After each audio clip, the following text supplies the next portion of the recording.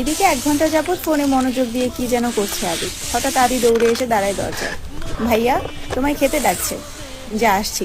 10 মিনিটের মধ্যে সাদা শার্ট পরে রেডি হয়ে নিচে নামলো আবির। অসময়ে তেমন কেউ নেই নিচে। বিকাল 4টা বাজে। সবার খাওয়া শেষ অনেক আগেই। মালিহা খান বসেছিলেন ছেলের জন্য। ছেলের ফিটফাট হয়ে রেডি হওয়া দেখে মালিহা খান জিজ্ঞেস করছেন, কোথাও যাবি? আবির বলল, হ্যাঁ, একটু কাজ আছে। আবির চুপচাপ খাবার খাচ্ছে। ছোটবেলা যা যা সে পছন্দ করতো সব রান্না হয়েছে আজ। সব খেতে পারিনি, যতটুকু সম্ভব খেয়ে উঠে পড়েছে। এরই মধ্যে তানভীর হাজির হয়েছে। ভাইয়া, রেডি আমি। এখন যাবে নাকি লেট হবে? না, এখনই বের হব।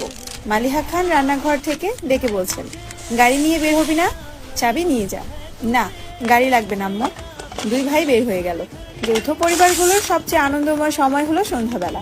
বাড়ির সকলে মিলে হইচই করে বিকেলে নাস্তা খাওয়া, একটু টিভি দেখা, খেলাধুলা করা, আড্ডা দেওয়া। সমস্যা শুধু বড় ভাই তানভীর সবসময় মেঘকে চোখে চোখে রাখে। কি করছে কি না করছে, কখন খাচ্ছে, পড়াশোনা করছে কি না, এসব কিছু দেখার যেন তার একমাত্র কাজ। কিন্তু মিম আর আদিকে কোনোদিন একটা ধমক পর্যন্ত দেয়নি তানভীর। এ কেমন দুমুখ ব্যবহার! তানভীর যতক্ষণ বাসার বাইরে থাকে, মেঘ ততক্ষণ মুক্ত এবং স্বাধীন। তানভীর বাসায় না থাকায় 3 ভাই বোন মিলে ছুটাছুটি করছে। মেঘ যা বলে ছোট দুইটা তাই করে। মেঘ আর আবিরের এখনো দেখা হয়নি।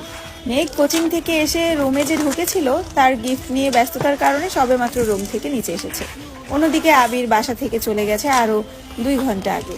মেঘ, মিম আর আদির ছুটাছুটি শেষ হয় বড় আব্বুর জনাব আলী আহমদ খানের বাসায় প্রবেশ দেখে। আহমদ আলী খান বাসায় ঢুকতে ঢুকতে নিজের স্ত্রী মালিহা খানকে জিজ্ঞেস করলেন, আবির কোথায়? মালিহা খান উত্তর করলেন, ও তো তানভীরকে নিয়ে বের হলো, বলল কি কাজ আছে। আলী আহমদ খান সোফায় বসতে বসতে মেঘের দিকে তাকিয়ে প্রশ্ন করলেন, পড়াশোনার কি অবস্থা আম্মু? মেঘের শান্ত স্বরে উত্তর করল, আলহামদুলিল্লাহ ভালো বড় আব্বু। তবে তবে কি? প্রশ্ন করলেন আলী আহমদ খান। আমার ফিজিক্স আর ম্যাথে একটু সমস্যা, কোচিং এর সাথে কুলাতে পারছি না। প্রাইভেটগুলোতেও অনেকটা এগিয়ে গেছে।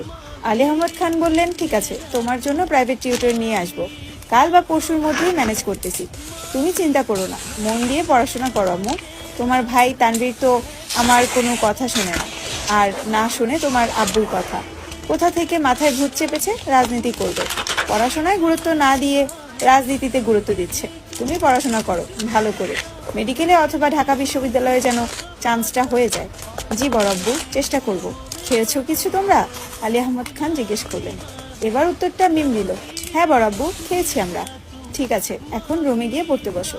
3 ভাই বোন কোনো কথা না বলে 3 দিকে যার যার রুমে চলে যায়। রাত 9টায় বাড়িতে ঢুকে আবির আর তানভীর। খাবার টেবিলে খেতে বসছেন 3 ভাই আর আদি। মিম, মেঘ কেউ নেই। রান্নাঘরে 3 যা খাবার রেডি করছেন। বিকেলে আবিরের সাদা শার্ট পরে বেরিয়েছিল। সাদা শার্টের 2-3টা জায়গায় একটু একটু রক্ত লেগে আছে। আর আবিরের হাতেও 3টা ওয়ান টাইম ব্যান্ডেজ লাগানো। নজরে পড়ে ছোট চাচু ইকবাল খানের। কি রে আবির, তোর হাতে কি হয়েছে? শার্টেই বা দাগ কিসের? এই কথা শুনে ছুটে আসেন মালিহা খান। কি হয়েছে আবির? বুকের ভেতরটা ছাট করে উঠেছে।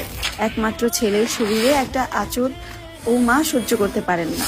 আবির বলল, তেমন কিছু না, হাতে একটু লেগেছিল, ঠিক হয়ে যাবে, চিন্তা করো না। আর কথা না বাড়িয়ে সিঁড়ির কাছে চলে যায় আবির। আলী আহমদ খান ছেলের দিকে তাকিয়ে প্রশ্ন করেন, খাবে না? না আব্বু, বিকেলে খেয়েছি, খিদে নেই। এই বলে রুমের দিকে চলে যায় আবির। আবিরের কণ্ঠ শুনে মেঘ রুম থেকে বের হয় তাড়াতাড়ি। এতগুলো গিফট দিলেও অবশ্যই ধন্যবাদ জানানো উচিত। 7 বছরে ভাইয়ের মুখটাও দেখেনি সে। কিন্তু কেয়ার রুম থেকে বের হতে হতে আবির রুমে ঢুকে পড়েছে। মেঘের চোখে মুখে নীরবতা। নিচে গিয়ে সবার সাথে খেতে বসে। তানভীরও খেতে বসেছে হাত মুখ ধুয়ে। ইকবাল খান তানভীরের উদ্দেশ্যে বলে, তুই তো ছিলি আবিরের সাথে, কি হয়েছে বল। তানভীর বলল, চাচ্চু আমি তো ভাইয়ার সাথে বের হয়েছিলাম, কিন্তু পরে আমি পার্টি অফিসে চলে গিয়েছিলাম, তাই সঠিকটা জানি না। মেঘ যেন কিছুই বুঝতে পারছে না। বাড়িতে এসেছে 7-8 ঘন্টা হয়ে গেছে মানুষটার, অথচ সে এখনো দেখেইনি তাকে তার মধ্যে আবার কি অঘটন ঘটিয়ে ফেলেছে। সে শুধু চাচ্চু আর ভাইয়ের মুখের দিকে তাকিয়ে আছে বারবার। আলী আহমদ খান গম্ভীর স্বরে তানভীরকে বললেন, সে তো তোমার ভাই কম, বন্ধু বেশি, তাকে বলে দিও কোনো প্রকার মারপিট আর রাজনীতিতে যেন না জড়ায়। আর এটাও বলে দিও তাকে, তার বয়সটা কিন্তু আমি পার করে এসেছি। তাকে দেশে এনেছি মারপিট করার জন্য না, আমাদের ব্যবসার হাল ধরার জন্য। তানভীর বলল, আসলে বড় আব্বু সামান্য হাতটা কেটেছে ভাইয়ার। আলী আহমদ খান, থাক, আমায় কিছু বুঝাতে হবে না। কোনটা মারপিটের কাটা আর কোনটা কেটে যাওয়া আমি তা বুঝি। তুমি তো নিজের রাস্তা বেছেই নিয়েছো, অন্তত তাকে বুঝাও এসবে না যেন জড়ায়। তানভীর বলল, জি বড় আব্বু। মেঘ আচমকা প্রশ্ন করে বসে, কি